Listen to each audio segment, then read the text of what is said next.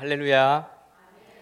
이 시간 수요밤 예배 가운데 다시 하나님의 존전에 나와 말씀을 듣게 하신 우리 하나님께 감사를 드립니다.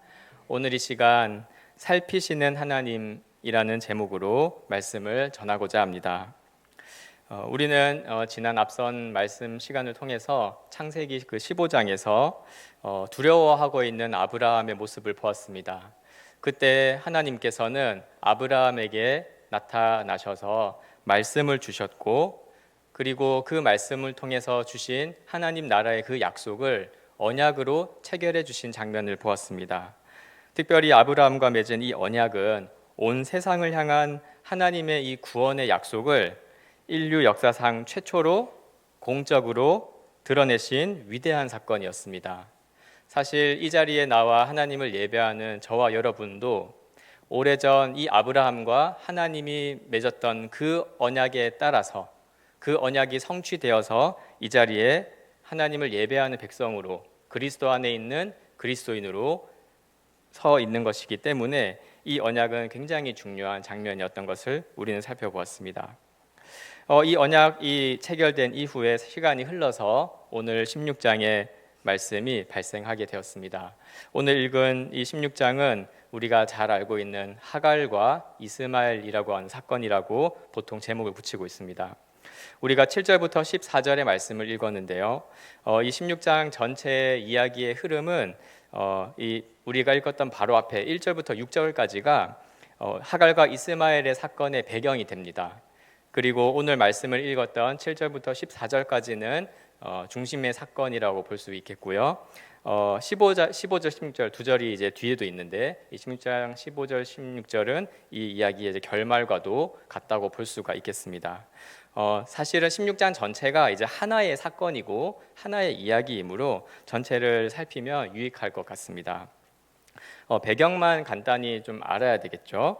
1절부터 6절 사이의 배경은 이런 것이었습니다.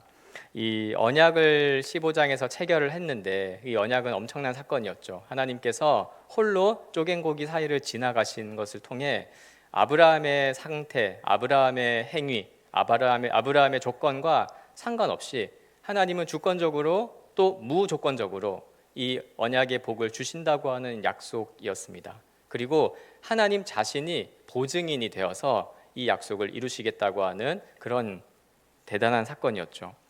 그러나 언약 체결 이후에도 여전히 아브라함의 아내 사레는 출산을 할 기미가 보이지 않았습니다. 이에 이제 아내인 사레가 움직이기 시작했는데요. 사레는 이제 아브라함에게 이렇게 이야기를 했어요. 여종에게 들어가서 자녀를 낳아라.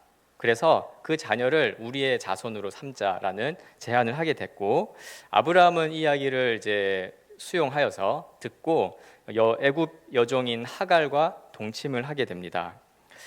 창세기 16장 2절의 말씀에 이 내용이 있는데요. 함께 읽겠습니다. 사레가 아브람에게 이르되 여호와께서 내 출산을 허락하지 아니하셨으니 원하건대 내 여종에게 들어가라. 내가 혹 그로 말미암아 자녀를 얻을까 하노라 하매 아브라함이 사레의 말을 들으니라. 아멘. 이 사레의 제안은 이전에 아브라함이 자신의 충성스러운 종이었던 엘리에셀을 가리켜서 이제 자신의 자손으로 입양하려고 했던 것 같이 인간적으로 자손을 낳을 수 없는 지금의 현 상황을 해결해 보려고 하는 일종의 시도였습니다. 자료들을 살펴보면 이 당시에는 그 불임이 지속되는 아내가 이제 대리모를 두고 그를 통해서 얻은 아이를 자신의 자녀로 삼았던 관습이 있었다고 합니다. 대리모를 통해서 사레의 몸에서 나오지 않지만 그러나 그 씨가 아브라함으로부터 나온 것이기 때문에 이제 아브라함의 자녀 또 아브라함의 부인이라고 할 수 있는 사레의 자녀라고 이렇게 입양을 해서 자손으로 이어갈 수 있었던 제도였죠. 그런 것들 때문에 사레는 이제 이런 방법을 써서라도 자신이 불임이기 때문에 아들을 자손을 얻고자 했던 것 같습니다. 3절에 보면 성경은 이 시점이 이제 가나안에 거주한 지 10년 후라고 언급을 하고 있어요. 그래서 10년이란 세월은 길면 길고 짧으면 짧지만 우리 한 인간의 삶에서는 10년이라는 세월은 굉장히 긴 시간 중에 하나죠. 10년 동안 어떤 일도 하나님이 약속하신 내용들이 이루어질 기미가 보이지 않았던 것입니다.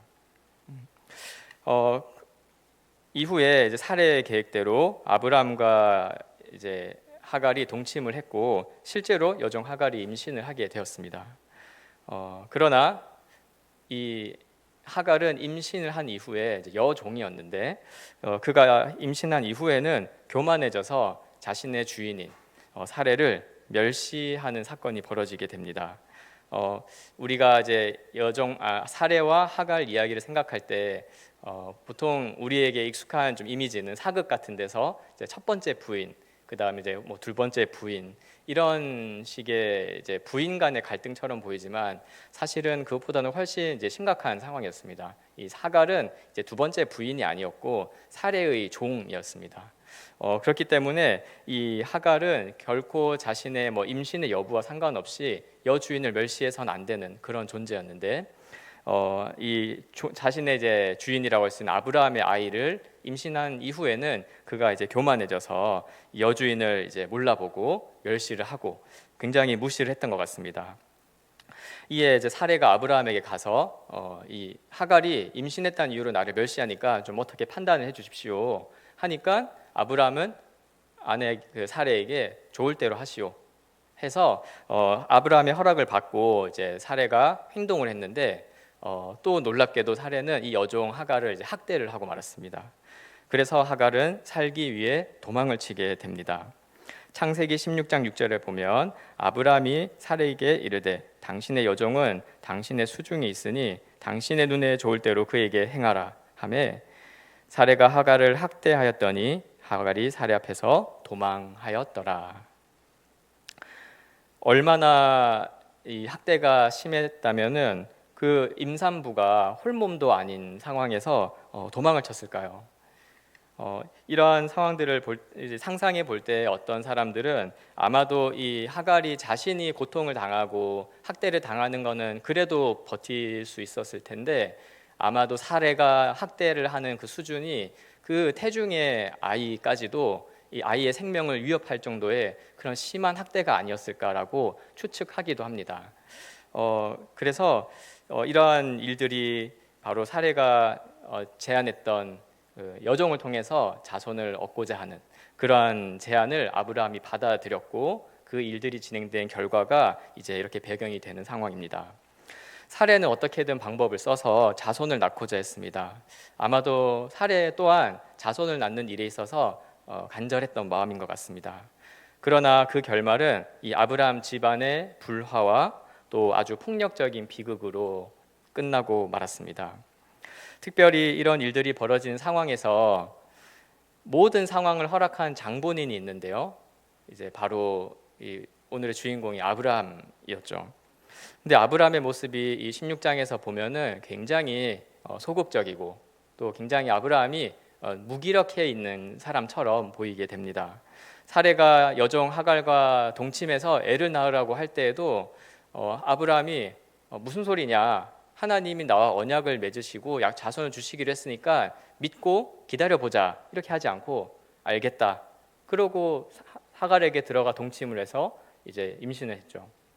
또 그 이후에 문제가 벌어지니까 이제 사례가 와서 이 괘씸한 여종 하갈을 내가 내 뜻대로 처분하겠다 허락해달라 그러니까 또 아브라함은 뭐 오케이 이렇게 하는 모습이 보여집니다. 이렇게 아브라함은 계속 이 무기력한 상태인 것처럼 보여지는데요. 이 위대한 언약을 맺었음에도 불구하고 지금 아브라함이 이 10년이 지나도록 이제 처해 있는 눈에 보이는 현실은 변함없이 진행 중인 아내 사례의 불임이었기 때문에 그렇습니다. 10년 동안의 약속에 관련된 아무 일도 자신에게 일어나지 않는 것을 보면서 아브라함은 이런 생각을 했을지도 모릅니다. 하나님이 혹시 나를 잊어버리신 건 아닐까? 그때 분명히 그 언약을 맺으셨는데 또 하나님이 나에게 그런 일들을 보여주셨고 또 언약을 체결할 때 홀로 지나가는 그런 것들도 다 보여주셨는데 혹시나 하나님이 나를 깜빡하신 것은 아닐까? 내 인생에서 왜 아무것도 일어나지 않을까? 그 10년 전에 또 하나님이 처음 나를 부르실 때 그런 엄청난 일들이 있었음에도 불구하고 왜 지금 변한 게 없을까라고 생각하면서 이 영적인 무기력함에 또 하나님에 대한 그런 낙심한 마음에 빠지지 않았나 생각이 듭니다. 그렇기 때문에 오늘 사건의 배경 속에서 우리가 주목해야 될 한 장면은 무엇보다도 이 아브라함의 무기력한 모습이라고 할 수가 있겠습니다. 그래서 오늘 벌어진 하갈과 이스마엘의 사건의 배경은 아브라함의 무기력한 상태라고도 말할 수가 있겠습니다. 그런데요, 오늘 저와 여러분 또한 사실은 마찬가지의 모습이 있을 수가 있습니다. 예수님과의 그런 인격적인 만남, 도무지 믿어지지 않았던 그 십자가가 정말로 믿어지고 받아들여지는 그런 기적적인 일을 경험한 성도들 중에서도 오늘의 아브라함처럼 오랜 기간 자신의 인생에서 또 자신의 삶의 여정에서 희망적인 일들은 보이지 않고 오히려 절망적인 일들은 연달아 이어지는 것처럼 보일 때, 그것이 어떻게 해결되어질지 도무지 감을 잡을 수 없을 때, 그 상황이 펼쳐지면 우리는 또 성도는 낙심에 빠지기도 하고 또 예수님을 만났던 그 첫사랑의 그 뜨거웠던 감격도 희미해지고 그때 무엇이든 할 수 있을 거라고 생각했던 그 마음도 식어진 것을 보게 됩니다. 그렇게 되면 우리 주님을 향한 거룩의 의지도 꺾이게 마련이고요. 아브라함처럼 무기력하게 그냥 어떤 여러 가지의 일들을, 특별히 주위에서 들리는 세상적인 방식이어도 그냥 내 삶에 허용하고 그냥 그렇게 무기력하게 살아가는 때도 우리에게 충분히 일어날 수가 있습니다. 내 현실과 미래를 생각할 때 엄습해오는 그런 불안함, 그로 인한 나의 무기력함. 그래서 하나님의 말씀을 믿는 것보다는 세상에서 들려주는 그런 이하 삶의 방식들을 내 삶에 허락하는 그 우리의 모습 또한 오늘 하나님의 말씀의 배경이 된다고도 할 수가 있겠습니다. 그렇다면 하나님께서는 이 아브라함의 상황과 또 이 무기력함, 이것을 어떻게 해결하실까요?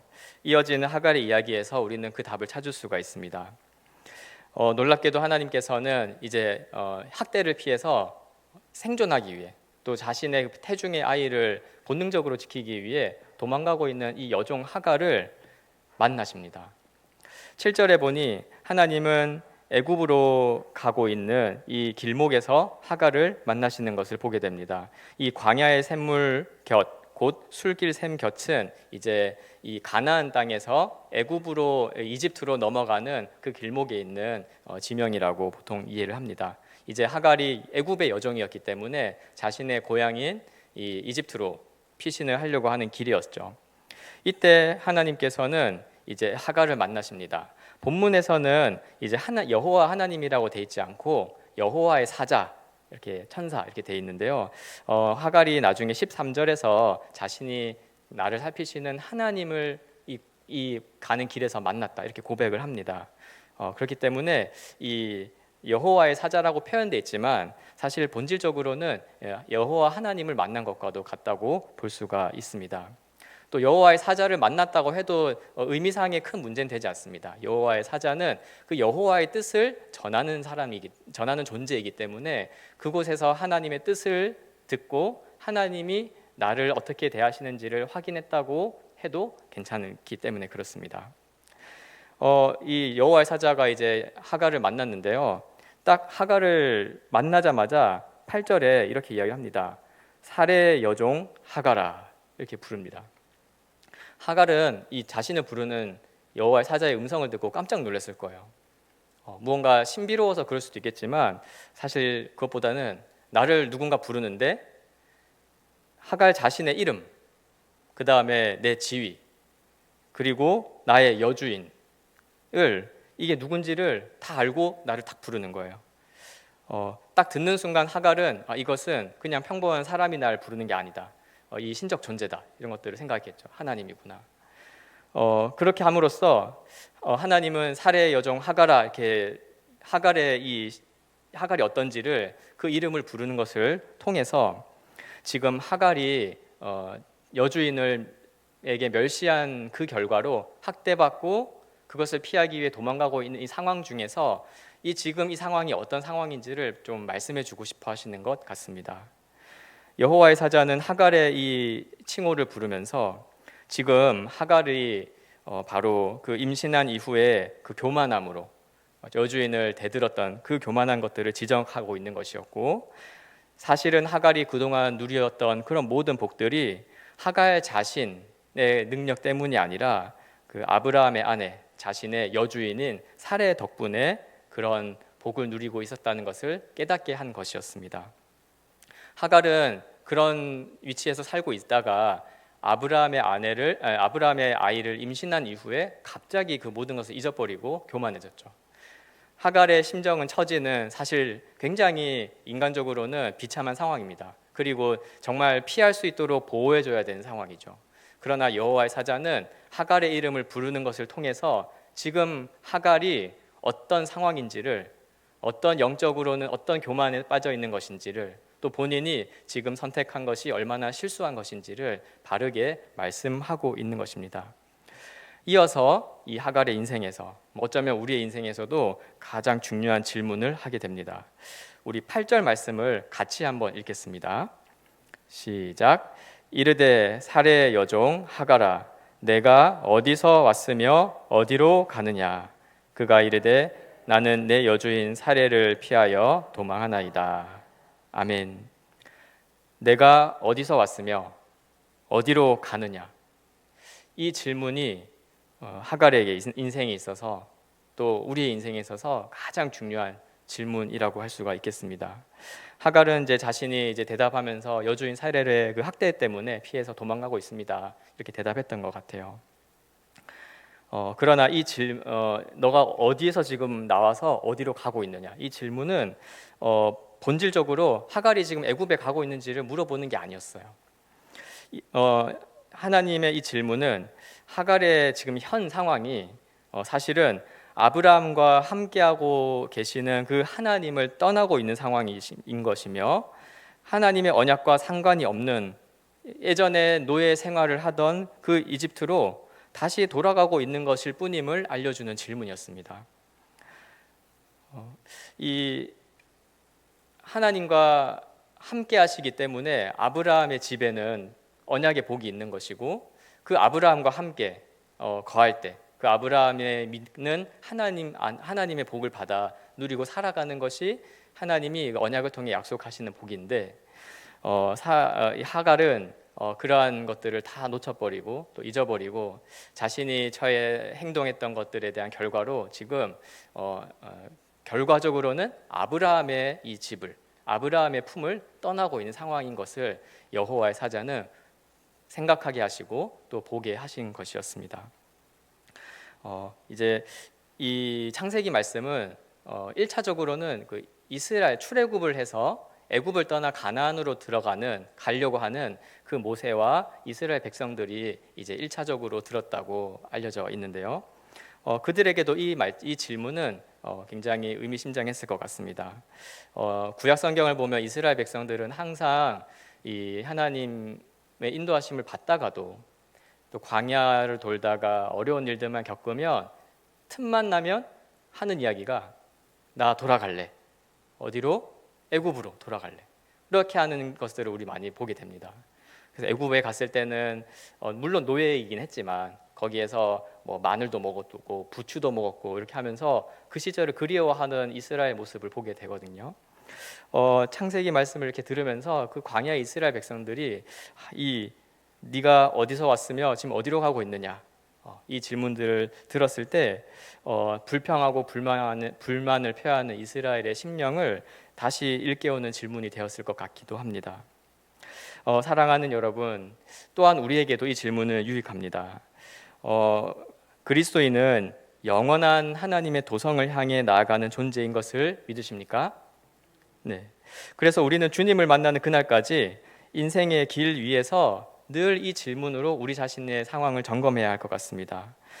우리는 죄와 사망의 권세 아래에 있다가 하나님의 은혜로 예수 그리스도의 십자가의 복음으로 건짐을 받아서 하나님이 보내주시는 하나님의 나라, 그 천국으로 가는, 또 이미 들어온 백성인 것을 우리는 알고 있죠. 그러나 우리가 때로 무기력에 빠지고 우리 눈에 보여지는 여러 무기력하게 만드는 상황들을 보면서 이 세상의 방식을 허용하고 하나님의 말씀을 지켜 행하고자 하는 일들에서 벗어날 때도 있는데요. 그럴 때 이 내가 어디서 지금 나오고 있으며 지금 어디로 다시 되돌아가려고 하는 것이냐라고 하는 여호와의 사자의 질문을 우리가 적용해 볼 수가 있겠습니다. 우리는 이 질문을 생각하며 하나님의 말씀과 그 거룩한 삶을 떠나서 이전에 머물던 즐거워하던 세상의 방식으로 돌아가지 않도록 늘 깨어 있어야 함을 우리는 기억해야 할 것입니다. 지금 하갈이 돌아가려고 하는 이 애굽 땅이나 또는 예수 믿기 전에 그냥 세상에서 살아갔던 아무렇지 않게 살아갔던 그런 방식들, 세상의 풍조들은 결코 우리의 상황이 힘들고 또 우리가 그것 때문에 무기력해졌다 할지라도 또 위험에 빠졌다 할지라도 결코 되돌아가야 할 곳이 아님을 기억해야 할 것입니다. 우리가 죄악된 것들을 생각하고 또 그런 것들 유혹을 받을 때, 그것도 그 유혹을 받아 우리의 마음에 그런 것들을 품을 때 하나님은 오늘도 온유하면서도 분명하게 질문을 하실 것입니다. 너는 지금 어디로 가고 있느냐? 왜 다시 애굽으로 돌아가려고 하느냐? 이제 그만 멈추어라 라고 말씀하시는 것이죠. 이어지는 여호와의 사자는 이어지는 명령으로서 하갈에게 이제 내 여주인에게로 돌아가서 복종하라고 명령을 내립니다. 이 9절에 나와 있죠. 여주인에게로 돌아가서 그 수하에 복종하라. 지금 하갈의 입장을 생각해 보면 너무 어려운 요구예요. 지금 하갈은 어디 갈 곳이 없어서 돌아다니는 게 아니거든요. 지금 돌아가서 복종하라고 하는 그 대상, 그 여주인을 멸시한 그런 그 가장 종으로서 지을 수 있는 가장 심각한 죄를 지은 이 상황에서 지금 도망가고 있는 상황인데 하나님은 뭐라고 말씀하시냐니까 다시 여주인에게 돌아가서 복종하라라고 명령을 하는 것이죠. 얼마나 두렵겠습니까? 그러나 하나님은 이 명령을 통해서 돌아가면은 당연히 괴로운 일들이 있겠죠. 또 종이기 때문에 사실은 우리가 생각하는 것보다도 훨씬 더 종은 인권, 그런 자신의 권리가 없습니다. 그냥 주인을 섬기는 종일 뿐이죠. 그래서 주인이 어떤 일을 벌일지 모릅니다. 사례가 그렇게 학대를 한 것을 보면 뭐 엄청난 일도 할 수가 있었겠죠. 그럼에도 불구하고 내 여주인에게로 돌아가서 복종하라라고 하는 이 명령은 돌아가면 잠시 괴로운 일이 있을지라도 정말 하나님이 언약을 통해 축복하시는 곳, 이 아브라함의 집으로 돌아가는 것이 지금 가고 있는 애굽으로 가는 것보다 비교할 수 없을 만큼 하갈에게는 좋은 것이기 때문에 돌아가라고 명령하신 것이었습니다. 그리고 이어서 하나님은 이것을 아주 강압적으로 하지 않으시죠. 온유하면서도 또한 놀랍게 이 하갈에게도 여종의 신분인 이 비천한 존재에게도 하나님이 약속을 하세요. 10절에 보면 여호와의 사자가 또 그에게 이르되 내가 내 씨를 크게 번성하여 그 수가 많아 셀 수 없게 하리라 라고 함으로써 하갈이 지금 돌아갔을 때 지금 하갈의 자손은 자기 뱃속에 이제 임신을 한 태중의 아이인데 이 아이가 돌아갔을 때 하갈의 어떤 인간적인 두려움에도 불구하고 잘 태어나서 오히려 그 아이를 통해서 자손이 번성하게 될 것을 하나님 자신이 약속을 하십니다. 그래서 아브람과 하갈 사이에 태어난 이 아이를 통해 그 자손이 번성하게 될 것인데 이것은 마치 아브라함에게 하나님이 나타나셔서 언약을 통해서 축복하셨던 내용과도 굉장히 유사한 거의 동일한 복이기도 합니다. 그러니까 하갈은 지금 애굽으로 돌아가서 이 문제를 피할 것이 아니라 하나님의 말씀을 듣고 복종하여서 다시 여주인에게로 돌아가면 오히려 그곳에 이 언약과도 같은 이런 자손에 번성하게 되는 복이 여기 아브라함의 집에 있다는 것을 하나님은 말씀하신 것이고 그렇게 돌아가라고 하시는 것입니다. 한편으로 하나님은 또 하갈의 어떤 신변과 안전을 또 내가 보증하겠다라고 하는 것이기도 하죠. 또한 하나님께서는 놀랍게도 그 아이가 이제 태어날 것인데 그 아이의 이름도 지어 주셨습니다. 11절에 여호와의 사자가 또 그에게 이르되 내가 임신하였은즉 아들을 낳으리니 그 이름을 이스마엘이라 하라 하면서 이 이스마엘이라는 이름을 지어 주셨는데요. 그 이름 뜻은 여호와께서 내 고통을 들으셨음이니라 라는 뜻이었습니다. 놀라웠죠. 이 이스마엘이라고 하는 이름은 여호와께서 하나님께서 그 종 하갈의 고통까지도 들으셨다고 하는, 이거는 하나님이 너의 고통을 내가 지금 알고 있다, 듣고 있다, 알고 있다라고 하는 이 계시와도 같은 이름이라고 할 수가 있었습니다.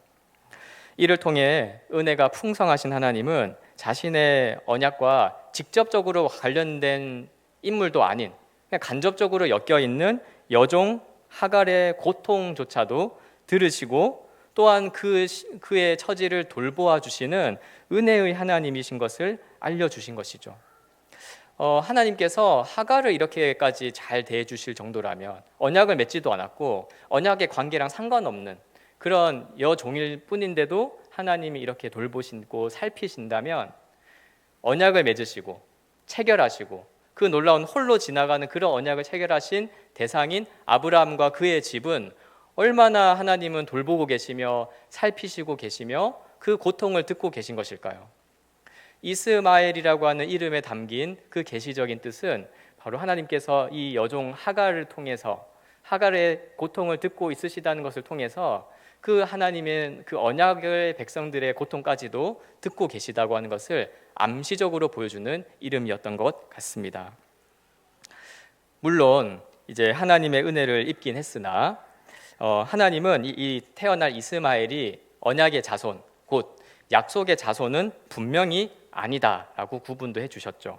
12절에 이 이스마엘을 향해서 이제 아까는 번성하게 될 거다는 축복도 하시지만 또한 저주의 말씀도 주셨어요. 그가 사람 중에 들나귀 같이 되리니 그의 손이 모든 사람을 치겠고 모든 사람의 손이 그를 칠지며 그가 모든 형제와 대항해서 살리라라는 저주의 말씀을 또 주시기도 했죠.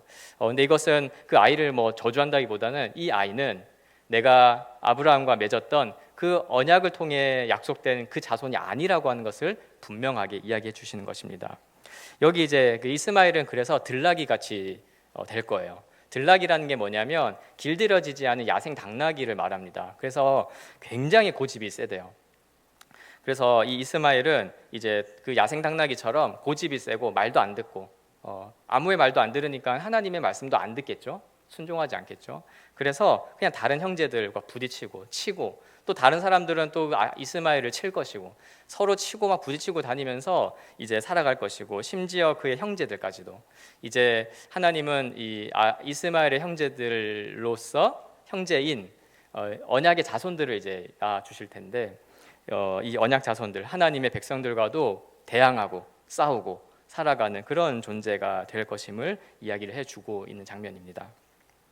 그러나 이제 여기에서 우리가 좀 주목할 것은 이렇게 이스마엘이 처할 어떤 부정적인 운명이라기보다는 이렇게까지도 하나님께서 도망가고 있는 하갈을 만나시고 대하시는 장면의 모습을 우리가 생각을 해야 됩니다.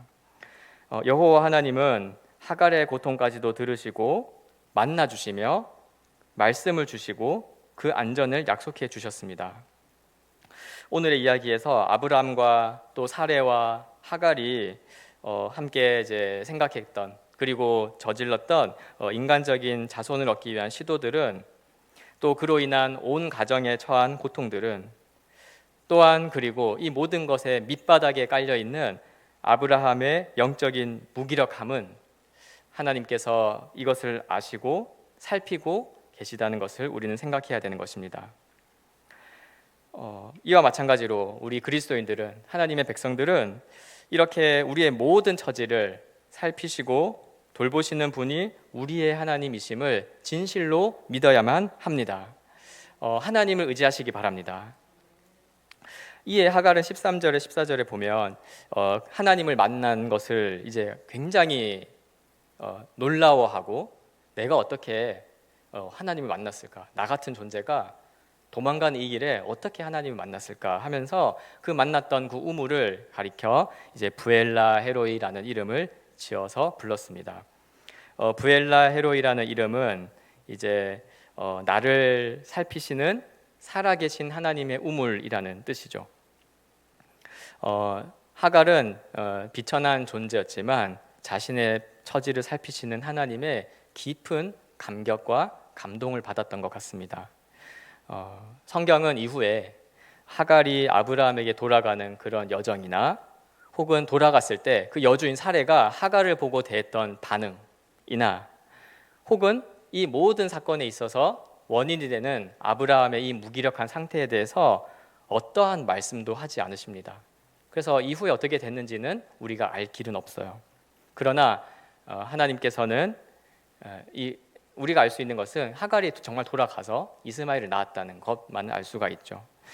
그렇기 때문에 이러한 성경의 기록들을 생각해 볼 때 여기 이 말씀의 어떤 목적, 또 16장에서 우리가 알고 있는 이 아브라함의 가정에 벌어진 이 문제, 이 가정의 문제, 이런 것들은 사실 아브라함의 가정의 갈등 상황, 그래서 사라와 그 여종 하갈이 이제 서로 멸시하고 학대하고 그런 장면을 보라고, 또 그 장면이 어떻게 해결되는지를 보라고 하시는 게 아니라 바로 이 모든 상황 속에서 결국에 이를 저지른 아브라함 사례 하갈이 아니라 이 모든 일들을 대처하시고 돌보시고 살피고 계시는 여호와 하나님을 지금 주목해 보라고 하는 것을 우리는 꼭 기억해야 할 것입니다.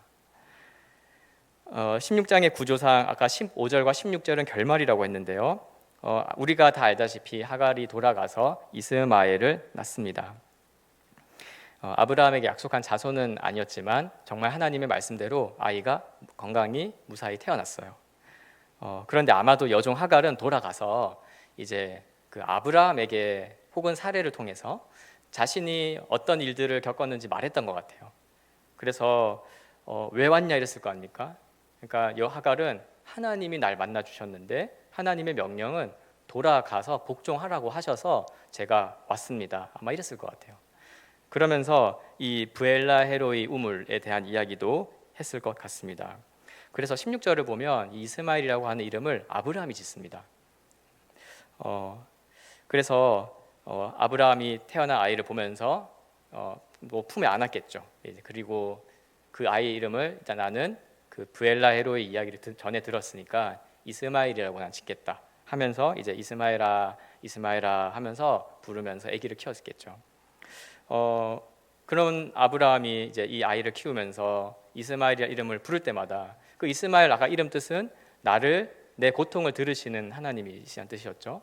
그런 걸 통해서 사실은 하갈에게 들려주었던 이 이스마엘이라는 이름일 뿐만 아니라 사실은 현재 무기력에 빠져 있는 아브라함을 향해 주시는 계시의 이름이었던 것이었습니다.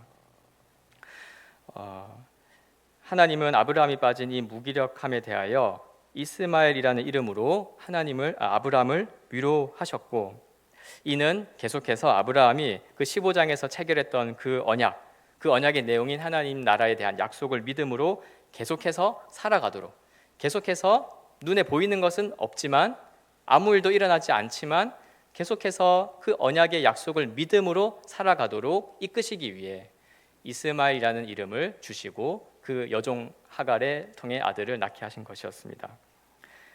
16장 16절에 보면 16장 이런 말씀이 있습니다. 하갈이 아브라함에게 이스마엘을 낳았을 때 아브라함이 86세였더라.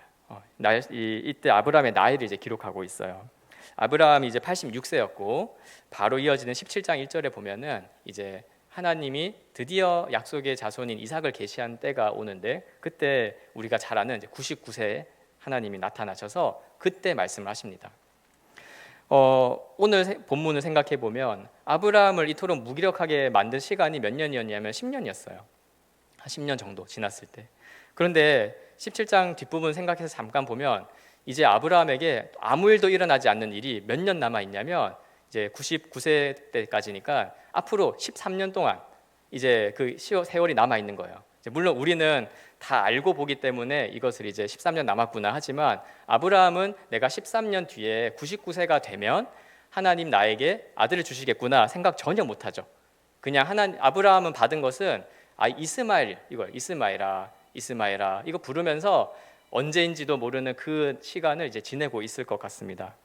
그러나 이 더 긴 13년의 시간은 하나님이 주신 이스마엘이라는 이름을 부르면서 아브라함 자신은 나의 형편과 고통을 살피시는 그런 분이 바로 언약의 하나님인 것을 확인하고 또 계속해서 믿음을 가지고 살아가게 하는 시간이 되었을 것 같습니다. 이스마엘이라고 하는 이름은 바로 아브라함의 믿음을 세우시는 하나님의 매개체였던 것이죠. 우리 그리스도인들은 어떻습니까? 우리 그리스도인들은 놀랍게도 아브라함과 같이 이런 이스마엘이라고 하는 이 영광스럽고 놀라운 이름, 매개체가 되는 이름이 사실은 필요가 없습니다. 왜냐하면 약속을 기다리며 계속해서 믿음을 견고히 하는 것이 아니라 이제 그 약속의 성취자이시자 또한 그 약속의 실체이신 우리 주 예수 그리스도께서 이 땅 가운데 오셨기 때문에 그렇습니다. 예수 그리스도는 본래 하나님과 동등하신 성자 하나님이시지만 우리와 똑같은 사람의 몸으로 오셨죠. 그래서 누구보다도 예수 그리스도는 다 이 세상의 모든 사람은 그럴 수가 없습니다만은 누구보다도 예수 그리스도 한 분만큼은 우리 사람의 형편과 고통과 그런 비참함과 우리의 무기력함까지도 다 친히 겪으셨기 때문에 아십니다. 그리고 우리의 연약함을 아세요. 예수님이 십자가에서 달려 아무 저항 못하시고 죽으시는 그것을 경험하셨기 때문에 어쩌면 우리 모든 사람이 경험할 수 있는 모든 연약함과 고통을 합친 것보다도 더 큰 인간의 연약함과 무기력함을 예수님은 이미 아세요. 그런 예수 그리스도께서 우리를 아시고 우리를 중보하고 계시다는 것을 우리는 믿기 때문에 우리에게는 더 이상 어떤 중간의 매개체 이스마엘 같은 이름이 필요한 것이 아니라 하나님 곧 우리 주 예수 그리스도의 그 이름을 직접 부르며 또한 우리의 인간의 연약함을 다 아시는 그분의 이름을 붙잡고 살아가고 있는 것입니다. 우리는 이런 영광 가운데 살아가고 있는 것을 기억해야 할 것입니다. 오늘 말씀을 읽겠습니다. 아브라함은 아무 일 없이 흘러간 10년의 세월 속에서 언약에 대한 믿음과 의지가 꺾이고 무기력하게 되고 말았습니다. 그 결과 인간적인 방식을 취하여 자손을 얻고자 했으나 큰 고통을 당했습니다. 우리 그리스도인들은 이 사건을 반면 교사로 삼아 오직 하나님의 말씀과 그 약속의 성취이신 예수 그리스도의 그 은혜를 신뢰함으로 우리에게 다가오는 영적인 무기력의 그런 유혹들, 위험들을 분별하고 믿음을 지키기를 힘써야 할 것입니다.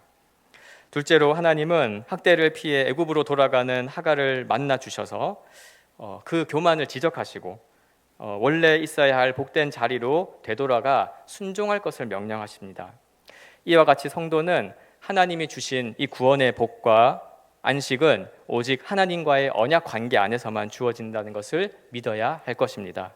즉 우리 주 예수 그리스도를 믿음으로 그리스도와 연합된 관계 안에서만 그 축복이 우리에게 주어진다는 것을, 그 구원의 삶이 있다는 것을 알고 그 자리를 떠나지 않아야 합니다. 또 그 자리에서는 복종해야 하는 것이죠. 바로 하나님의 말씀, 그 뜻인 성경의 말씀에 권면에 귀를 기울이고 진지하게 받아들이고 내 귀에 들려오는 어떤 세상적인 이야기, 방식들, 인간적인 것이 아니라 신적인 지식, 진리인 하나님의 말씀을 듣고 순종하기를 힘써야 할 것입니다. 마지막으로 하나님은 이스마엘이라는 이름을 통해 아브라함의 고통을 살피셨고 또한 위로하셨습니다. 반면에 우리 성도는 이스마엘 정도가 아니라 직접 구원의 주님을 가리키는 우리 주 예수 그리스도라는 그 이름을 부르며 살아가는 자임을 우리가 믿어야 할 것입니다. 이 예수 그리스도의 이름을 부름으로써 우리는 영적인 무기력함에서 벗어나는 것이고 우리의 모든 처지를 지금도 잘 알고 계신 우리 주님께 의지하며 살아갈 수가 있는 것입니다. 은혜가 풍성하신 하나님은 지금 현재에도 우리의 모든 형편과 처지를 살피고 계신 줄로 믿습니다. 우리에게 주신 예수 그리스도, 그 이름을 부를 때마다 하나님께서 나를, 우리를, 또 교회를 살피고 계시는구나 라고 하는 그 믿음을 가지고 살아가는 저와 여러분이 되기를 주님의 이름으로 축원합니다. 아멘. 기도하겠습니다.